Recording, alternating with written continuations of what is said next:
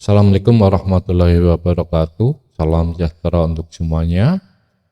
Izinkan pada kali ini saya akan mencoba membagi tips bagaimana untuk membuat karya ilmiah yang berkualitas dengan software Cursor.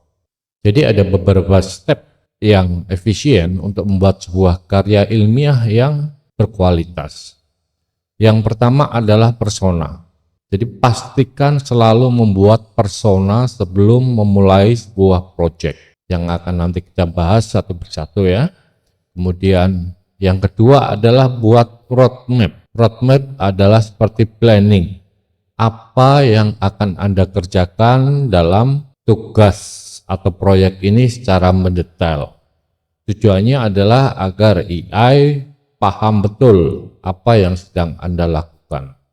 Kemudian yang ketiga adalah pastikan bahwa semua referensi data yang Anda miliki atau data yang akan Anda gunakan, referensi yang Anda akan gunakan telah dibaca dan dipahami oleh artificial intelligence. Kemudian yang keempat adalah iterasi. Jangan bosan untuk melakukan iterasi untuk menghasilkan jawaban terbaik dari artificial intelligence. Kemudian yang kelima adalah proses validasi. Sebagai peneliti, kita harus mempertanggungjawabkan apa yang kita tulis di dalam penelitian atau karya ilmiah kita. Mari kita bahas satu persatu. Yang pertama adalah persona. Seperti yang kita ketahui, ada 4 elemen dalam persona. Yang pertama adalah pastikan ada profesi, pastikan ada bidang atau judul penelitian kita. Yang ketiga adalah pastikan ada tugas utamanya, dan yang keempat adalah tambahkan aturan khusus jika diperlukan. Ini adalah contohnya. Anda adalah seorang profesor. Elemen pertama, profesor adalah seorang yang paling pintar di bidangnya. Bidangnya apa? Artificial intelligence. Kemudian tugasnya adalah membantu saya membuat proposal disertasi dengan judul bla bla bla bla. Nah, kemudian rulesnya nih. Kemudian yang kedua adalah roadmap. Dengan adanya roadmap, IA akan memahami proses yang sudah berlangsung. Jadi roadmap itu seperti file planning ya. Nanti akan kita praktekkan dengan detail. Jadi dengan adanya file planning yang jelas akan membantu AI mengoptimalkan karya ilmiah Anda, memberikan saran perbaikan dan memberikan pemahaman secara holistik kepada proyek yang sedang kita kerjakan. Yang ketiga adalah referensi. Pastikan AI membaca semua referensi yang digunakan. Jika referensi terlalu besar, split menjadi beberapa file. Nah, kemudian iterasi. Nah, sebenarnya apa saja yang bisa kita lakukan dalam melakukan iterasi? Yang pertama adalah kita bisa berdiskusi tentang variasi. Iterasi, misalnya kita meminta variasi dari sebuah judul disertasi, misalnya. Kemudian kita juga bisa memberikan data tambahan.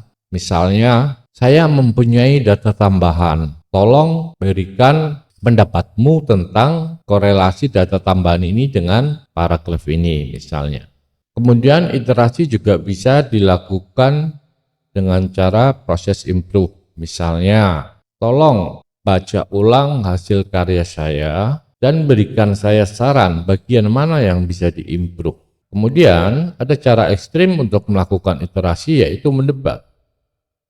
Karena kecenderungan AI adalah mengikuti alur berpikir kita. Dengan mendebat, maka AI akan mengeluarkan kemampuan maksimalnya untuk memberikan jawaban yang lebih komprehensif. Misalnya dengan cara, sepertinya paragraf ini salah. Menurut Anda bagaimana? Dan seterusnya.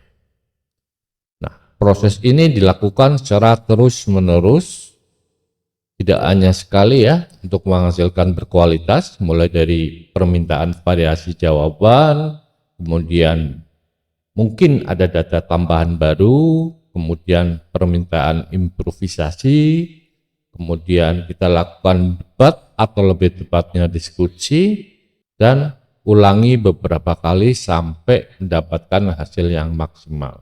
Kemudian yang kelima adalah proses validasi.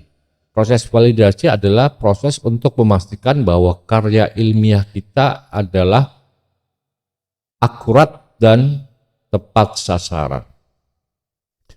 Validasi bisa dilakukan dengan beberapa cara. Di antaranya adalah satu, memberikan confidence level. Nanti kita akan praktekkan, kemudian menanyakan alasannya, kemudian menanyakan rekomendasinya.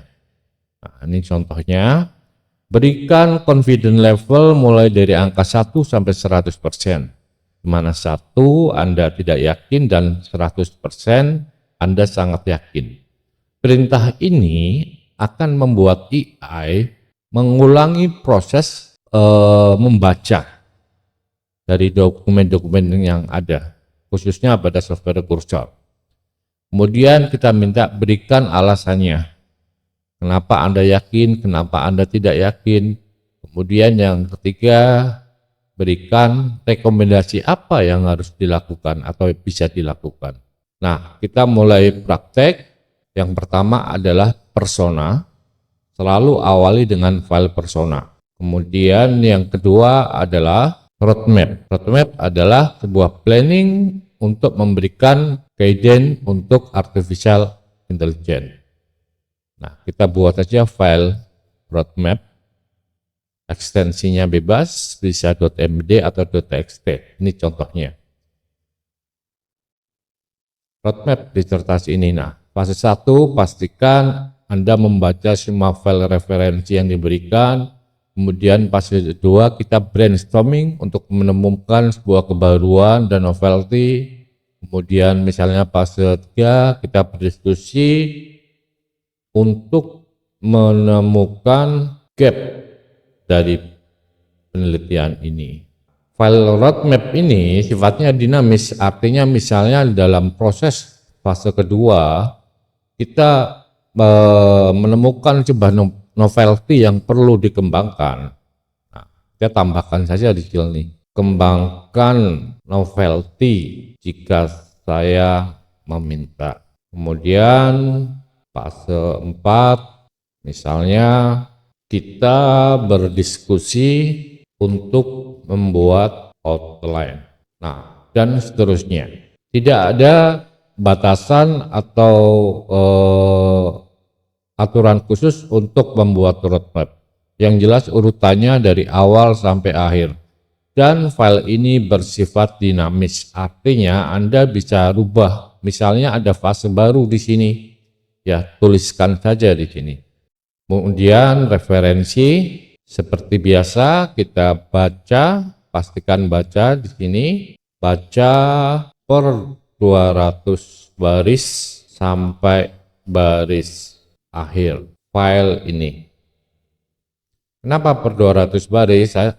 Karena di software kursor kemampuan efektif membaca adalah 250 baris dalam sekali baca. Ini dilakukan terus sampai dengan semua referensi terbaca atau terekam dalam otak dari artificial intelligence. Lakukan iterasi. Nah, iterasi mulai dari variasi, misalnya variasi pada judul. Di sini variasi pada judul. Saya suka judul ini. Tolong buat 5 variasi.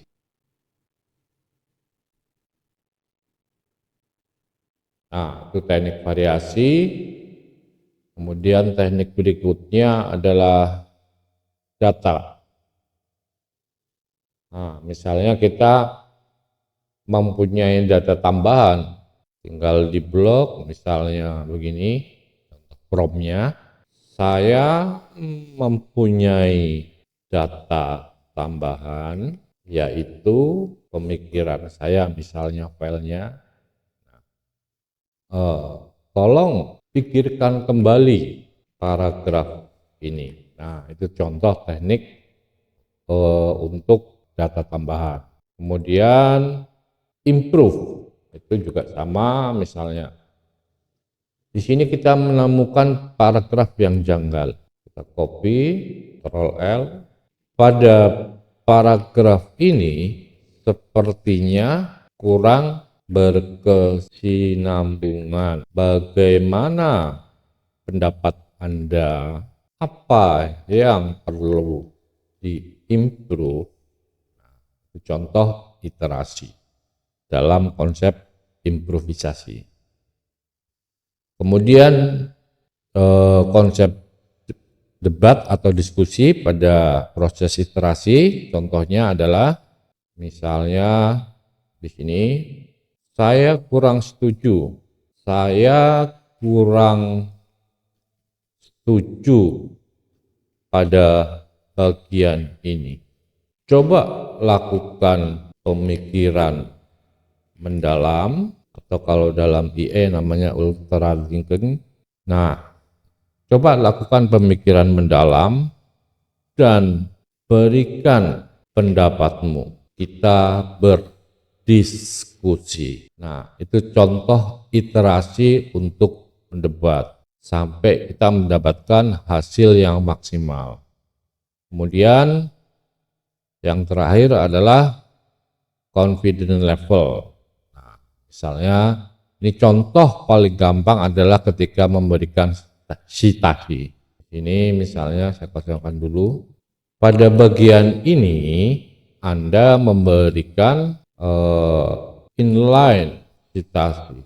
Tolong berikan skor 1 sampai 100%, di mana 1 adalah Anda tidak yakin, 2 Anda sangat yakin, kemudian alasannya, reasonnya. Jadi kita harus memberikan alasan dan rekomendasinya.